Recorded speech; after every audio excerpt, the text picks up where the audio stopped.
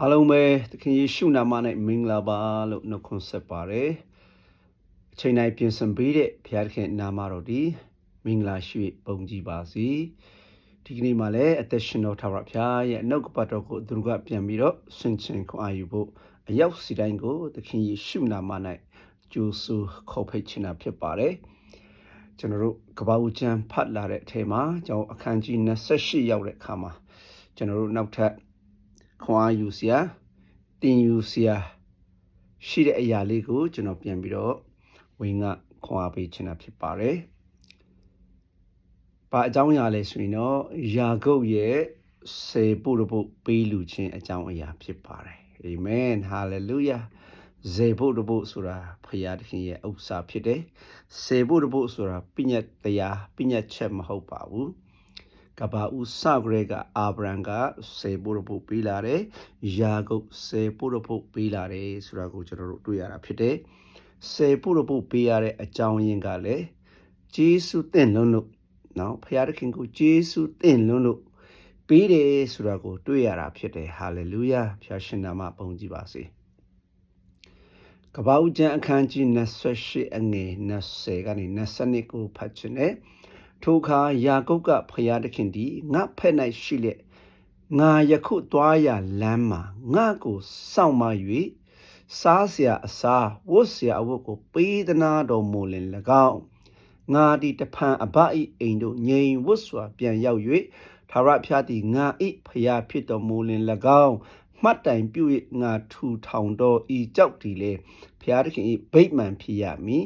ပေးသနာတော်မူသောစေဖို့တို့ကိုပူဇော်ပါမည်ဟု၍သစ္စာပြုလေ၏တဲ့ဟာလေလုယာနှုတ်ကပတ်တော်ဒီရောက်စီတိုင်းအတွက်ဖျားကောင်းကြည့်ပေးပါစေယာကုပ်ရဲ့အသက်တာယာကုပ်ရဲ့အကြောင်းကျွန်တော်တို့တွေ့ရတဲ့အရာမှာမိဘရဲ့စကားကိုနားထောင်ပြီးတော့သူ့ရဲ့ဦးလေးရှိတဲ့နေရာကိုသွားတဲ့အခါမှာနောက်ကျွန်တော်ဒီခါရန်ပြည်သွားတဲ့အခါမှာကျွန်တော်ဒီတိုးထဲမှာရောက်တဲ့အခါမှာပေါ့နော်သူကြောက်ခဲကိုယူတော့ကောင်းအောင်ကိုအိတ်တယ်နောက်ဖယားတခင်ကောင်းကြီးတမန်နေလှီကားထောင်ပြီးတော့တက်လိုက်ဆင်းလိုက်သူမြင်ရတဲ့ဒီယူပါယုံတွေနော်သူမြင်ရတဲ့သူအိမ်မက်တွေသူကဖယားတခင်ကိုတစ္ဆာပြုတယ်ဆိုတာဂတိတစ္ဆာပေးတယ်ဆိုတော့တွေ့ရတာဖြစ်တယ်ကျွန်တော်အခုသွားရတဲ့လမ်းမှာတဲ့ကျွန်တော်ကိုစောင့်ရှောက်ပြီးတော့ကျွန်တော်အတွက်စားเสียဝတ်เสียပေးသနာတော်မူလင်တဲ့ကျွန်တော်တဖန်ပြန်၍အဖအိမ်တို့ညင်ဝတ်စွာပြန်ရောက်ရင်တဲ့သာဝရဖျားသည်ငါ၏ဖျားဖြစ်တော်မူလင်၎င်းတဲ့ဤမှတ်တိုင်ကိုငါစိုက်ထူတော်ဤကြောက်သည်လေဖျားခင်ဗိမာန်ဖြစ်ရမယ်တဲ့ပေးသနာတော်မူသောရှိသမျှတို့ကိုတဲ့ဆယ်ဖို့ပူဇော်ပါမည်ဟု၍သစ္စာပြုလေ၏တဲ့ဖျားကိုသူကသစ္စာပြုတယ်ဂတိပေးတာဖြစ်တယ်သူတောင်းတဲ့အတိုင်းပဲဖျားခင်ကသူကိုဆောင်မတယ်ပွဲကားတယ်ဆောင်းလျှောက်တယ်နော်စားเสียဝတ်เสีย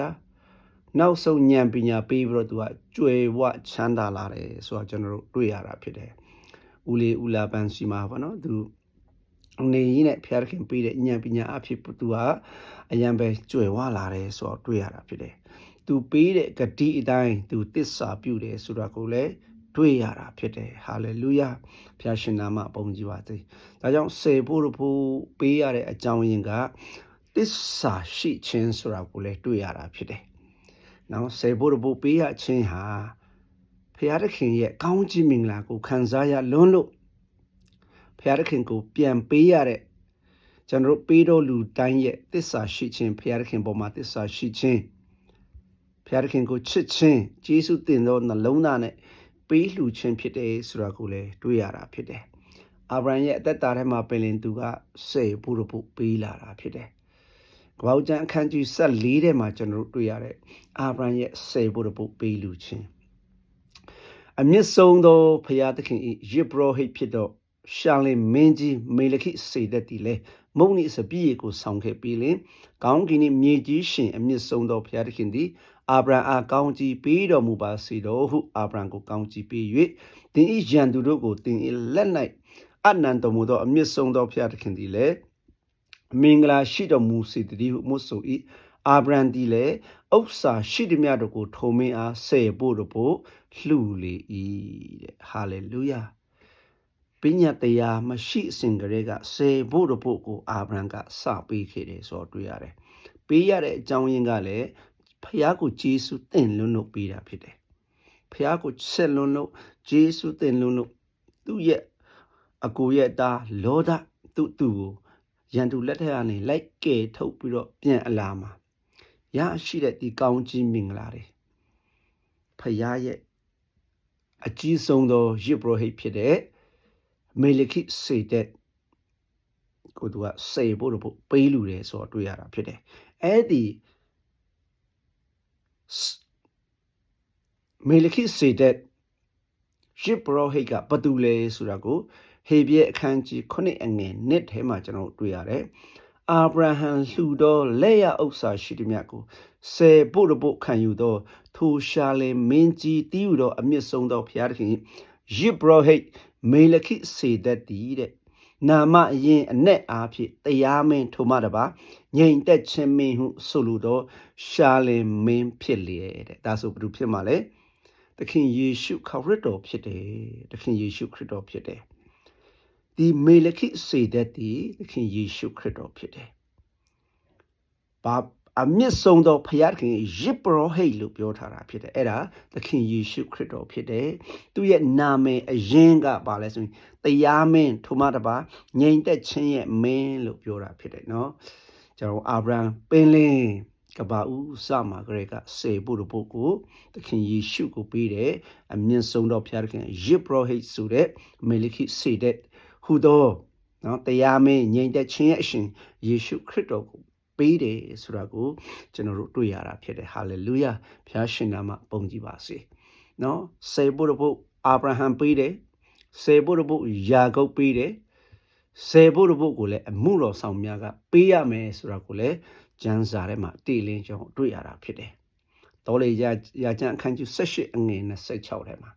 တင်တို့အမွေခံเสียငါပေးသောဣသရေလအမျိုးသားတို့၏စေဖို့တဖို့ကိုတင်တို့သည်ခံယူသောအခါထိုအဖို့ကိုစေဖို့ပြန်၍တဖို့ကိုထာဝရဘုရားအားပူဇော်တကပြုရမယ်တဲ့အမှုတော်ဆောင်လေးပင်လင်ရရှိထားသောစေဖို့ကိုရရှိထားသောကောင်းကြီးမင်္ဂလာကိုပြန်လုပ်ရမှာလေစေဖို့ပြီးတော့တဖို့ကိုထာဝရဘုရားကိုပြန်ပူဇော်ရမယ်လို့ပြောထားတာဖြစ်တယ်ပြီးတော့ယုံကြည်သူတိုင်းကစေဖို့ကိုပေးရမှာဖြစ်တယ်စေဖို့ဆိုတာပညာတရားမဟုတ်ပါဘူးပညာချက်မဟုတ်ပါဘူးထာဝရဘုရားကိုယုံကြည်သောသူတိုင်းထာဝရဘုရားရဲ့ကောင်းခြင်းမင်္ဂလာကိုခံစားရသောသူတိုင်း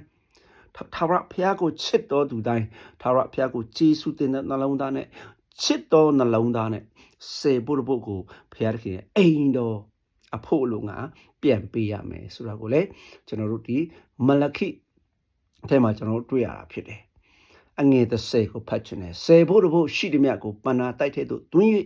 ငါအိမ်တော်မှာစားရှာရှိခြင်းကပြုကြလောငါသည်မိုးကောင်းကင်ပဒင်းပေါက်တို့ကိုဖွင့်၍ကောင်းကြီးမင်္ဂလာကိုအကုန်အစင်သုံးလောက်မီမသုံးလောက်မီကိုထို့သို့စုံစမ်းကြလောဟုကောင်းကင်ပို့ချရှင်ထာဝရဘုရားမိတ်တော်မူ၏တဲ့ဟာလေလုယာအာမင်စေဖို့ရှိသည်မြတ်ကိုပဏ္ဏတိုက်ထဲမှာတွင်းပြီးတော့ငါအိမ်တော်မှာစားเสียရှိစေခြင်းကပြုကြလောတဲ့ဘုရားကဖခင်ရဲ့ဖက်ကနေဂတိတော်ကပါလဲဆိုငါဒီမိုးကောင်းကင်ပတင်းတကားကိုဖွင့်၍ကောင်းကြီးမင်္ဂလာအကုန်အစင်သုံးလောက်မယ်မသုံးလောက်မယ်ထို့တို့စုံစမ်းကြလောတဲ့ဖခင်ရဲ့ကောင်းကြီးမင်္ဂလာကိုစုံစမ်းရတော့နီလန်ကစေဖို့ဖြစ်တယ်ဆိုတာကိုတွေ့ရတယ်နော်ချမ်းသာခြင်းလို့ကြွယ်ဝခြင်းလို့စေဖို့ပေးတယ်ဆိုတာမဟုတ်ပေမဲ့ဒီမှာကျမ်းစာကတည်လင်းဖော်ပြထားတယ်ကောင်းကြီးမင်္ဂလာခံစားရမယ်မခံစားရဘူးဆိုတာကိုတဲ့စေဖို့နဲ့ဘုရားကိုစုံစမ်းကြည့်ပါတဲ့ဘုရားကိုတော်တိုင်းပြောတာဖြစ်တယ်နော်။အဲကြောင့်ငွေကြီးကြီးမှာမဟုတ်ဘူးနော်။ဒီကျွန်တော်တို့ခြံထွက်အတီးအနံတွေကစေဖို့ပေးရမယ်ဆိုတော့ကိုလည်းကျွန်တော်တို့နေဟမိထဲမှာလည်းကျွန်တော်တို့တွေ့ရတာဖြစ်တယ်။အခုဆိုရင်တော်များကကျေးဇူးတော်ကာလမှာစေဖို့ပေးเสียမလို့တော့ဘူးတဲ့စေဖို့ကဟိုတမဟောင်းထဲမှာနော်ပညာတရားထဲမှာပညာတရားအောက်မှာပဲပြန်ရောက်သွားမယ်လို့ပြောတာဖြစ်တယ်စေဖို့ဆိုတာပညာတရားမတိုင်ခင်ကလေးကကျေးဇူးတင်တော်နှလုံးသားနဲ့ဖခင်ကိုချစ်တော်နှလုံးသားနဲ့ပေးဆောင်ရတော့အရာဖြစ်တယ်ဆိုတာကို တွေ့ရတာဖြစ်တယ်။ဒါသခင်ယေရှုခရစ်တော်ကရှင်မဿဲအခန်းကြီး23ထဲမှာဒီလိုပြောထားတာဖြစ်တယ်။သူကကျမ်းသတ်ပုဂ္ဂိုလ်ဖာရိရှဲတွေကိုသခင်ယေရှုကတဲ့ပြောထားတာဖြစ်တယ်။လွတ်တော်ကျမ်းပြုဆရာဖာရိရှဲတို့တင်တို့သည်အမင်္ဂလာရှိကြ၏အကြောင်းမူကားပင်စိမ်းစမွတ်စီယာအတိရွတ်တို့ကိုဆယ်ဖို့ဖို့လှူကြသည်တွင်တရားသဖြင့်စီရင်ခြင်းသူတစ်ပါးကိုတနာခြင်းတစ္ဆာဆောင်ခြင်းတည်ယူတော်ပညတ်တရားတွင်လေးသောအရာတို့ကိုကလှက်၍ထားကြ၏အရင်ဆိုသောအရာတို့ကိုမလှက်မထားနောက်ဆိုသောအရာတို့ကိုကျင့်ရမယ်တဲ့ဟာလေလုယာဒါသခင်ယေရှုခရစ်တော်ပြောတဲ့အရာဖြစ်တယ်နော်ဆေဘုရဖို့ဆိုတာပင်စင်းကအစဆေဘုရဖို့ပြီးခဲ့တဲ့အရာတွေဖြစ်တယ်သခင်ယေရှုခရစ်တော်ကဒီကျမ်းပြုဆရာဖာရိရှဲတွေကိုပါပြောလဲဆိုရင်အရင်ဆိုသောအရာတို့ကိုမလှက်မထားရတဲ့ချမ်းမထားရဘူးလို့ပြောတာဖြစ်တယ်ကျွန်တော်တို့ကပညတ်တရားဟောင်းထဲမှာနော်ကိုမလုံနိုင်တဲ့အရာကိုမပေးနိုင်တဲ့အရာကိုမပေးချင်တဲ့အရာဆိုကျွန်တော်တို့ကခြံထားတယ်ကျင့်เสียမလို့တော့လိုက်เสียမလို့တော့လို့ဆိုတတ်တာဖြစ်တယ်သခင်ယေရှုကပြောတယ်အရင်ဆိုသောအရာတွေကိုခြံမထားရဘူးတဲ့မလှက်မထားရဘူးတဲ့နောက်ဆိုသောအရာဆိုတဲ့ပညတ်တရားတစ်တွေကြည့်ရမယ်တဲ့နော်အရင်ပေးထားတဲ့အရာတွေကိုလည်းကျွန်တော်တို့ကခြံထားဖို့လှက်ထားဖို့မဟုတ်ဘူးတဲ့နော်ပညတ်တရားတစ်ကိုလည်းကျင့်ရမယ်အရင်ဟာကိုလည်းလုပ်ရမယ်လို့သခင်ယေရှုခရစ်တော်ကပြောချင်တာဖြစ်တယ်ဟာလေလုယာဖခင်ရှင်နာမပုံကြည်ပါစေတော့ဆေဖို့မပေးဘူးဆိုကျွန်တော်ဘာဖြစ်မှာလဲကျင့်ချင်းအမင်္ဂလာခံရမယ်လို့မလခိခန်းကြီး3အငယ်9ထဲမှာအတိအလင်းဖော်ပြထားတဲ့မိတ်ဆွေသင်တို့ဒီကျင့်ချင်းအမင်္ဂလာကိုခံရကြ၏အကြောင်းမူကားပြည်သူပြည်သားတို့ဒီငါဥစ္စာကိုလူယူကြပြီတဲ့ဆေဖို့ဟာဖခင်သခင်ရဲ့ဥစ္စာဖြစ်တယ်ဖခင်သခင်ရဲ့ဥစ္စာဖြစ်တယ်ဒီဆေဖို့ကိုပင်လေကျွန်တော်တို့မပေးနိုင်ဘူးမပေးချင်ဘူးမိတ်ဆွေမပေးချင်ဘူးဆိုရင်တော့သင်ဟာကျင့်ချင်းအမင်္ဂလာကိုခံရတော်သူဖြစ်လိမ့်မယ်ယနေ့တော်များများเนาะကျွန်တော်တို့လက်ရှိကဘာပေါ်မှာကြီးကျယ်ချမ်းသာကြွယ်ဝသောသူတွေယုံကြည်သူတွေရဲ့တက်တာကိုပြန်ဆန်းစစ်ကြည့်ကိုလိုဂိတ်သွားလိုက်စေးမှာစာ၍ကျွန်တော်ဒီအမေရိကမှာရှိနေတဲ့ဒီခရီးယန်ဆိုင်သူတို့ကဆေဖို့ကိုလေတဖို့ပဲမဟုတ်ဘူးနော်ကိုဖို့ပေးတဲ့လူလည်းရှိတယ်လေးဖို့ပေးတဲ့လူရှိတယ်နှစ်ဖို့ကတော့များတယ်ကျွန်တော်တို့ကဆေဖို့ပင်လည်းမပေးချင်မပေးနိုင်တဲ့အခါမှာကျွန်တော်တို့ပါဖြစ်လဲဆိုရင်အိတ်ပေါက်နဲ့ဖားကောက်ရတဲ့အသက်တာနဲ့အသက်ရှင်နေရတာဖြစ်တယ်ဖခင်ကတောင်းနေဆိုတာကိုသူဆင်းရဲလွန်းလို့ငတ်ပြက်လွန်းလို့တောင်းတာမဟုတ်ဘူးကျွန်တော်တို့ကိုကြွယ်ဝစေချင်လွန်းလို့သူ့ကိုကျွန်တော်တို့ဘယ်လောက်ထိချစ်လဲဘယ်လောက်ထိယူတည်လဲဘယ်လောက်ထိတစ္ဆာရှိလဲဆိုတာကိုစုံစမ်းချင်လို့ကျွန်တော်တို့ကိုဆေဖို့တောင်းနေတာဖြစ်တယ်တင့်ကိုသာ၍ကြွယ်ဝစေချင်လို့ဖြစ်တယ်အငယ်7ထဲမှာပါပြောလဲဆိုရင်ကိုက်စားတတ်သောအကောင်ကိုသင်တို့အတွက်ငါဆုံးမ၍သင်တို့၏မြေအတီးအနှံကိုမဖျက်ဆီးရသင်တို့၏စပြည့်ဥယျာဉ်သည်အတီးမတီးပဲမနေရဟုကောင်းကင်ပူချေရှင်ထာဝရဘုရားမိန့်တော်မူ၏တဲ့လူမျိုးအပေါင်းတို့သည်သင်တို့ကိုမင်္ဂလာရှိသောသူဟု၍ခေါ်ပေါ်ကြလိမ့်မည်သင်တို့ပြည်သည်လည်းနှစ်သက်ဖွယ်သောပြည်ဖြစ်လိမ့်မည်ဟုကောင်းကင်ပူချေရှင်ထာဝရဘုရားမိန့်တော်မူ၏တဲ့ဟာလေလုယာဆေဖို့ကိုပေးချမ်းဖြစ်ဖခင်သခင်ကကိုက်စားတတ်သောအနာရောဂါဆုံးရှုံးခြင်းမှန်သမျှထဲကနေတင့်ကိုကွဲကာပေးမယ်တဲ့နော်တင်ဤမြေအတီးနံမဖြက်စီရဘူးတဲ့တင်းရဲ့စီးပွားရေးတင်းလှုပ်ဆောင်သောအရာတစ်ခုချင်းစီတိုင်းဖြက်စီခြင်းမခံရဘူးတဲ့တင်းတို့ဤစပြည့်ဥယျာဉ်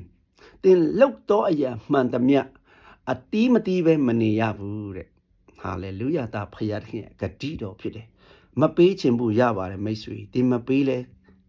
မကိစ္စပါဘူးဒါပေမဲ့တင်းမပေးရင်တင်းဟာအမင်္ဂလာခံရတော်သူဖြစ်မယ်ဆိုတာကိုနားလေစီချင်တာဖြစ်တယ်ဖခင်သခင်ကဆင်းရဲလွန်းလို့ဆေဖို့တင့်စီတောင်းနေတာမဟုတ်ဘူးတင့်ကိုကြွယ်ဝစီချင်လွန်းလို့တင်ဒီသူ့ကိုအပယ်များလောက်ချစ်လေဆိုတာကိုသိချင်လို့တင်ဒီဖခင်ဖက်မှာဘယ်လောက်ထိတစ္ဆာရှိလဲဆိုတာကိုသိချင်လို့ဖခင်ကတင့်ကိုစုံစမ်းနေတာဖြစ်တယ်ဆေဖို့ဆိုတာပညတ်တရားပညတ်ချက်မဟုတ်ပါဘူးကဘာဦးကလေးကအာဗြဟံပေးတဲ့ယာကုပ်ပေးလာတာဖြစ်တယ်သူတို့ရဲ့ပေးခြင်းဒီလေဂျေစုတင့်လွန်းလို့ဖခင်သခင်ပေးတဲ့ကောင်းကြီးမင်္ဂလာဖခင်ရဲ့ကွယ်ကာခြင်းနဲ့မဆခြင်းတွေကို တိတဲ့အခါမှာဂျေစုတင်လို့ဂျေစုတင်တဲ့နှလုံးသားနဲ့ပြန်ပေးတယ်ဆိုတာကိုလည်းကျွန်တော်တို့တွေ့ရတာဖြစ်တယ်ဒါကြောင့်စေဖို့လို့ဆိုတာကျွန်တော်တို့ဖခင်ကိုချစ်တော်နှလုံးသားနဲ့ပေးဖို့ဖြစ်တယ်ဂျေစုတင်တော်နှလုံးသားနဲ့ပေးဖို့ဖြစ်တယ်အော်ငါမပေးငါမလုပ်ရင်ဆိုတဲ့စိတ်နဲ့မဟုတ်ပဲနဲ့တကယ်ပဲကိုခံစားရတဲ့ကောင်းကြီးမင်္ဂလာခရဲကနေဖခင်ကိုတကယ်ချစ်တော်နှလုံးသားနဲ့စေဖို့လို့ပေးလို့တဲ့အခါမှာဖခင်သခင်ရဲ့စိတ်ကိုလည်းကျေနပ်စေတယ်တင့်ကိုလည်းဖခင်သခင်ကမိုးကောင်းကင်ပဒင်းတကားကိုဖွင့်ပြီးတော့ကောင်းခြင်းမင်္ဂလာတင်ပေါ်မှာတွန်းလောင်းပေးမယ်ဆိုတာကိုဒီနှုတ်ဘတော်ဖြစ်အနေငယ်ခွန်အားပေးနဲ့ဝေငှချင်တာဖြစ်ပါတယ်။ဂျာနာတော်သူတယောက်ချင်းစီတိုင်းပေါ်မှာဖျာရှင်တာ၍ကောင်းချီးပေးပါစေ။စေဖို့လို့တည်ယူတော်ဖျားတခင်ပန္နာတော်ကိုဖျားတခင်ရဲ့အိမ်တော်ထဲမှာပန္နာတိုက်ထဲမှာဖျားကိုချစ်တော်နှလုံးသားနဲ့ဂျေစုတင်တဲ့နှလုံးသားနဲ့ပေးလှူနိုင်တော်သူအရောက်စီတိုင်းဖြစ်စေဖို့ဖျာရှင်ကောင်းချီးပေးပါစေ။အာမင်။